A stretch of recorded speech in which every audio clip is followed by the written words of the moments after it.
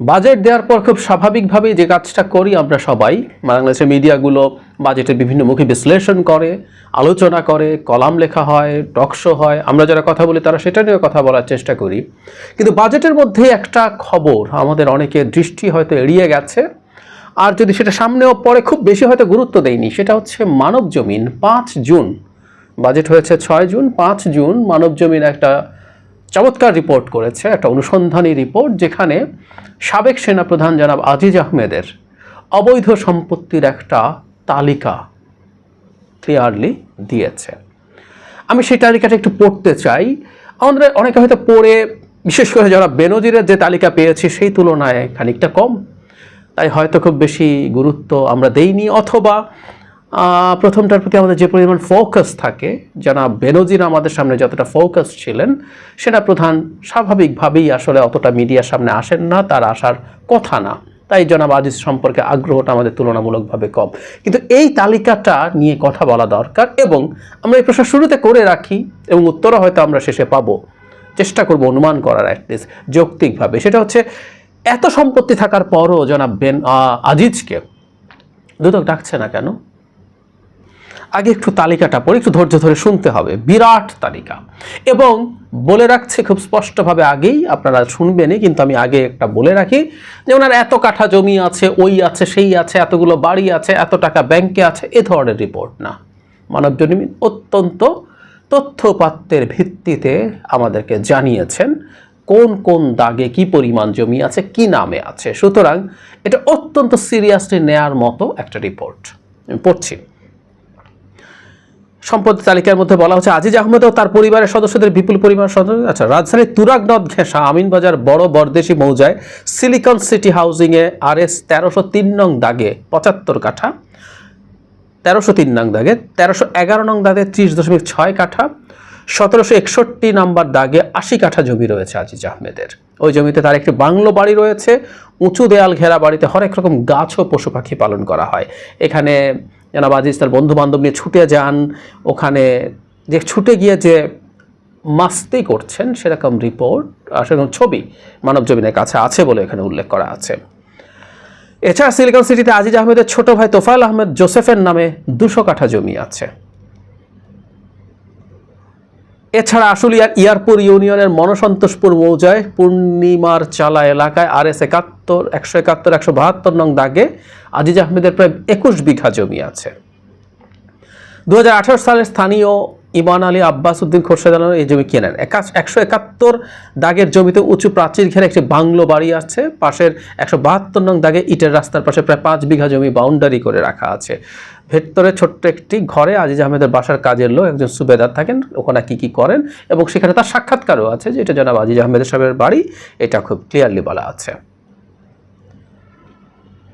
তারপর হচ্ছে, তার মনসন্তোষপুর মৌজায় 50 বিঘার উপরে জমি আছে। ফারুকের যত জমি আছে সবগুলো আজিজ, মানে একটা ফারুক নামে এক ভদ্রলোকের নামে এগুলো কেনা হয়েছে, সবই আজিজ আহমেদের। আসলে আমরা জানি এরকম করে জনাব বেনজিরের এক চিকিৎসকের নামেও অনেকগুলো জমির কথা আমরা জানতে পেরেছি। এছাড়া মোহাম্মদপুর রামচন্দ্রপুর মৌজায় জাকের ডেইরি ফার্মের অপর পাশে RS 582 নাম্বার দাগে আজিজ আহমেদের 4 কাঠা 2টি প্লট আছে। 2টি প্লটের দাম আনুমানিক 6 কোটি টাকা। ওই প্লটে আজিজ আহমেদের নামে সাইনবোর্ডও ছিল, তবে যুক্তরাষ্ট্রের নিষেধাজ্ঞার পর দিনে সাইনবোর্ড সরিয়ে নেওয়া হয়। একই মৌজায় মোহাম্মদিয়া হাউজিং লিমিটেড 4 নম্বর রোডে কুবা মসজিদ গলিতে 99 নং বাসায় আজিজ আহমেদ তোফায়েল নামে বেশ কয়েকটি ফ্ল্যাট আছে। বাড়িতে নির্মাণ করা ইউনিক হোল্ডিংয়ের এক কর্মকর্তা বলেন, 2005 সালে বাড়িটি নির্মাণের সময় আজিজ আহমেদের ভাইয়েরা নির্মাণে বাধা দেয়। প্রায় 5 মাস নির্মাণ কাজ বন্ধ ছিল, পরে ফ্ল্যাট দেওয়ার শর্তে কাজ করতে দেওয়া হয়েছে। বুঝতেই পারছি আমরা, অনেক টায়ার্ড লাগে না? শুনতেও নিশ্চয় আপনাদের টায়ার্ড লাগছে। এছাড়া ভাকুরতা ইউনিয়নের বাহেরচর এলাকায় শ্যামলাপুর মৌজা আজিজ আহমেদের নামে বেশ কিছু প্লটের সন্ধান পাওয়া গেছে। এর মধ্যে শ্যামালশ্রী কলাতিয়া পাড়ার পেছনে জমজম হাউজিংয়ের রাস্তার ডান পাশে 80% প্লট, এর একটু দূরে 50% আরেকটি প্লট রয়েছে। এছাড়া শ্যামলশ্রী ডুদু মার্কেট এলাকায় অ্যাক্টিভ প্রিক্যাডেট স্কুলের পাশে 17% একটি প্লট রয়েছে তার। এটা ছাড়াও তার বড় ভাই আনিস আহমেদের ছেলে আসিফ আহমেদের বিরুদ্ধে মানে একটি জমির দখলের অভিযোগ আছে। CS 343, 344, RS 2502 দাগে 78% জমি জমিটি আগে সেজান জুসের মালিকানায় ছিল। এছাড়া শ্যামলাপুর মৌজা RS 2664 দাগে 98% জমি ছিল। জমিটি আগে ছিল রুটিচর বড় মসজিদের জমি, দখল করা হয়েছে 98%। এই জমিতে 38টি প্লট তৈরি করে চারপাশে প্রাচীর দিয়ে রাখা হয়েছে। পাশের প্লটে RS 825, RS 2500, 2501 আজিজ আহমেদের বোন জামে নুরুল ইসলামের নামে 39% জমি রয়েছে। এগুলো আমরা বুঝতে পারি, এগুলো আসলে বিভিন্ন জনের নামে কেনা, এগুলো আসলে তাদেরই। এছাড়া চরসোয়াসপুরে আসিফের নামে 52% জমি আছে। তারপরে সমস্ত স্কুলের পাশে রাস্তা থেকে নেমে RS 2886 দাগে 5 কাঠা জমিতে আজিজ আহমেদের একটি একতলা বাড়ি আছে। তাদের এবার পরিবারের যত বাড়ি, মিরপুর 12 নম্বরের সিরামিক 4 নম্বর গেটের পাশে বঙ্গবন্ধু রোডে 5 কাঠার প্লটে আজিজ আহমেদের একটি 10 তলা বাড়ি আছে। বৌনিয়া মৌজা বাড়ি নং 13-14 block D avenue 2 Mirpur 12 Pallabi, ওই বিল্ডিংয়ে 21টি ফ্ল্যাট আছে। 2018 সালে বাড়ি নির্মাণের পর থেকে হাউজিং কোম্পানির কাছে বাড়িটির নিয়ন্ত্রণ নিয়ে নেন। বাড়িটির নাম ফলক মুছে ফেলা হয়েছে, আমরা বুঝতে পারি কি হয়। আমি আসলেই টায়ার্ড বোধ করছি, তারপর একটু পড়ে ফেলি সবগুলো, আপনাদের বিরক্ত লাগলে একটু শুনুন। মিরপুর সিরামিক 4 নম্বর গেটের ঠিক উল্টা পাশে বাউনিয়া মৌজায় 3 কাঠা প্লটে আজিজ আহমেদের টিন শেডের আরেকটি বাড়ি রয়েছে। সামনে দোকান আছে। সিরামিক রোডের 10 নম্বর মানে আজিজ সাহেবের বিল্ডিং বললেই যে কেউ চেনে। মিরপুর ডিওএইচএসে আজিজ আহমেদের একটি বাড়ির সন্ধান পাওয়া গেছে, রোড নং 13, প্লট নং 1320, অ্যাভিনিউ 2, মিরপুর, ঢাকা। ঢাকা সেনানিবাসে জেনারেল আজিজ আহমেদের একটি বিশাল বাংলো বাড়ি রয়েছে, হাউস নং 3, ঢাকা সেনানিবাস। এই বাড়িতে তিনি দেশি বিদেশি নানা প্রজাতির পশু পাখি পালন করেন। এছাড়া কুর্মিটোলা গলফ ক্লাবের পাশে নিকুঞ্জ 1 এর 6 নম্বর রোডের মাথায় আজিজ আহমেদের একটি আলিশান বাড়ি রয়েছে, বাড়ির নাম্বার RCF9+F5P। এরকম আরো অনেক। সদস্যদের বাড়ি দখল, বায়তুল আমান হাউজিং এর বাড়ি দখল করে 10 তলা বাড়ি নির্মাণ করেছেন আজিজ আহমেদের ছোট ভাই জোসেফ আহমেদ, বাড়ির নামটাম দেয়া আছে। এছাড়া পাশে আজিজের ভাতিজা আসিফ আহমেদের একটি বাড়ি আছে, বাড়ির নাম ডায়মন্ড রিজেন্সি। নবোদয় হাউজিং এর 5 নম্বর রোডের এই ব্লকে 7 নম্বর বাড়িটি আজিজ আহমেদের ক্ষমতা ব্যবহার করে দখল করে নেন জোসেফ। হারিসের হাউজিং দখল, বাড্ডার সাঁতারকুলে পূর্ব মৌজায় প্রায় 235 বিঘা জমি দখলে রয়েছে আজিজ আহমেদের ভাই হারিস আহমেদ ও স্থানীয় এমপি ছেলে হেদায়েতুল্লাহ রনর। সরেজমিনে দেখা গিয়েছে বাড্ডা মডেল টাউনে 235 বিঘা জমিতে বড় বড় খণ্ডগুলোতে বিশাল বিশাল সাইনবোর্ড ঝুলিয়ে রাখা হয়েছে। এখানে যারা আছে তারা মানব জমিনের সাথে কথা বলেছে যে এগুলো তাদের আছে। হেরিটেজ রিসোর্টের শেয়ার, নরসিংদীর মাধবদী রাইনতে গৃহীর পাড়ে আজিজ আহমেদের আংশিক শেয়ার একটি রিসোর্ট, মানে রিসোর্ট দেখি সবার করার খুব হাউস। যারা বেনজির করেছেন, আজিজেরও রিসোর্ট আছে, এখানে তার অংশ আছে। 100 বিঘা জমিতে রিসোর্ট, মানে এই হচ্ছে মোটা দাগে সম্পদের লিস্ট।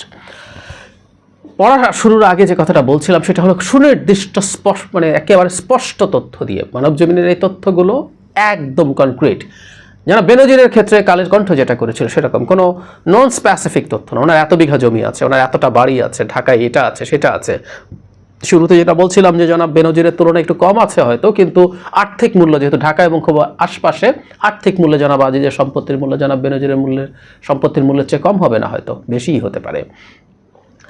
প্রশ্ন করছিলাম যে এই ঘটনার পরও দুদক কেন আজিজকে ডাকছেন না। মানে আমরা লাস্ট যেটা দেখেছি, এই ঘটনা ঘটার পর জনাব আজিজ সাংবাদিকদের সাথে কথা বলেছিলেন এবং খুবই তৃতীয় শ্রেণীর যুক্তি দিয়ে যেগুলো করেন, আসলে আপনি পারবেন না এগুলোর পক্ষে বিপক্ষে, মানে পক্ষে যুক্তি দিয়ে দাঁড় করাতে।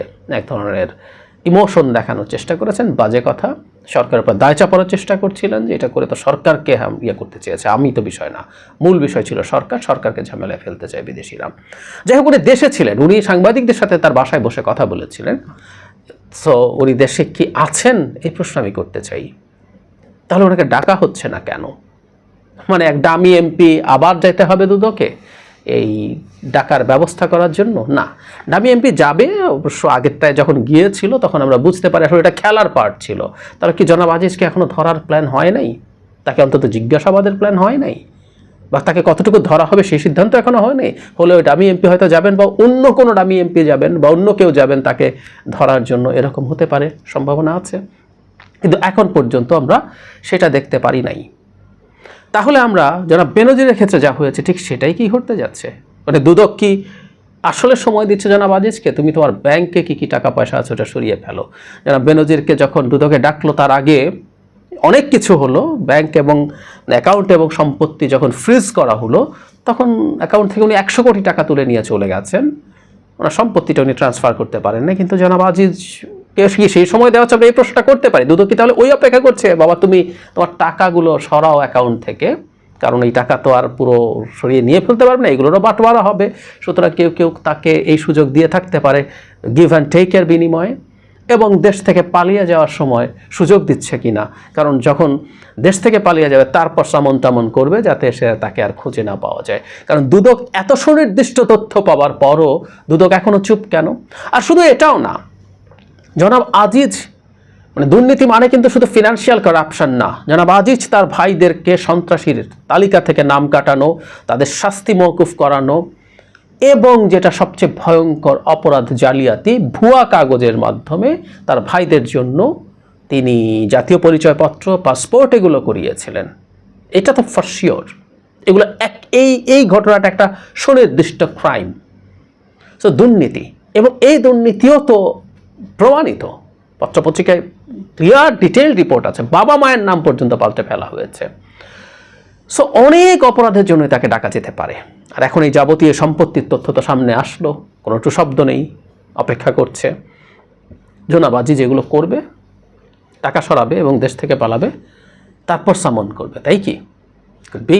আমরা একটা কথা বেনজিরের ক্ষেত্রে বলছিলাম, সেটা হলো আজিজের মতো মানুষকেও আপনার কিছু পদক্ষেপ নিতে হবে। আপনি আজিজকে আমেরিকা স্যাংশন দেওয়ার পর খুব বেশি কিছু করেন নাই, কারণ হচ্ছে জনাব আজিজ যেসব বিষয়গুলো উল্লেখ করা হয়েছে সেগুলো যে কোনো বিবেচনায় সরকারের কাছে খুবই প্রেজেন্ট কিছু না। কিন্তু আগে সরকারের যেরকম র্যাব এবং জনাব বেনজিররা যখন স্যাংশন পেয়েছিলেন তখনকার চড়া গলা থাকেনি, তাই ইন্টারপ্রিটেশন হচ্ছে সরকার আমেরিকার সাথে এই প্রশ্নে আপাতত সংঘাতে যেতে চায় না, এটাকে কগনিজেন্সে নিতে চায়। সুতরাং আজিজের বিরুদ্ধেও একটা ব্যবস্থা হয়তো নেওয়া দেখাচ্ছে তারা, সেটা দেখাতে হবে। জনাব বেনজিরের চাইতেও এটা to some extent more important. তাহলে আমরা ধারণা করতে পারি তাকে হয়তো ডাকা হবে, কিন্তু অপেক্ষা করা হচ্ছে তিনি যাতে তার হোমওয়ার্কগুলো করতে পারেন। কিন্তু যে বলছিলাম, তাকে ধরে আদালতে তোলা, বিচার করা, এই যে কাজগুলো সরকারের জন্য ঝুঁকিপূর্ণ।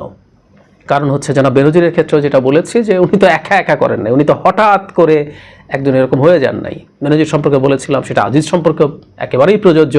উনি তো চাঁদ, ওনাদের তো নিজের আলো নাই, ওনারা সূর্যের আলোতে আলোকিত হন, সরকারের আলোকে আলোকিত হন, এবং তাদের যতটুকু উজ্জ্বলতা তার হাজার হাজার লক্ষ গুণ বেশি উজ্জ্বল হচ্ছে চাঁদের চাইতে সূর্য। সুতরাং সূর্য সম্পর্কে আমরা জেনে যাব, এবং তাদের কাছে খুব স্বাভাবিকভাবেই মনে হবে যে আমি চোর হলাম, তুমি মহারাজ সাধু হলে আজ।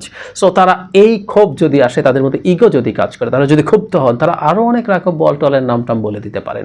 সুতরাং তাদেরকে দেশে রেখে ধরে বিচারিক প্রক্রিয়ায় নেওয়া সরকারের জন্য খুব স্বস্তিজনক বিষয় হবে না, ওনারা চলে যাওয়াই ভালো। কিন্তু উপর উপর একটা বিচারিক প্রক্রিয়া দেখানো গেল, এটুকুই। এই সিস্টেমটাই সরকারের জন্য টু সাম এক্সটেন্ট পছন্দসই। সুতরাং আমরা ধারণা করতে পারি উনি পালাবেন, আমরা ধারণা করতে পারি ওনার ব্যাংক অ্যাকাউন্ট সব খালি করে ফেলবেন।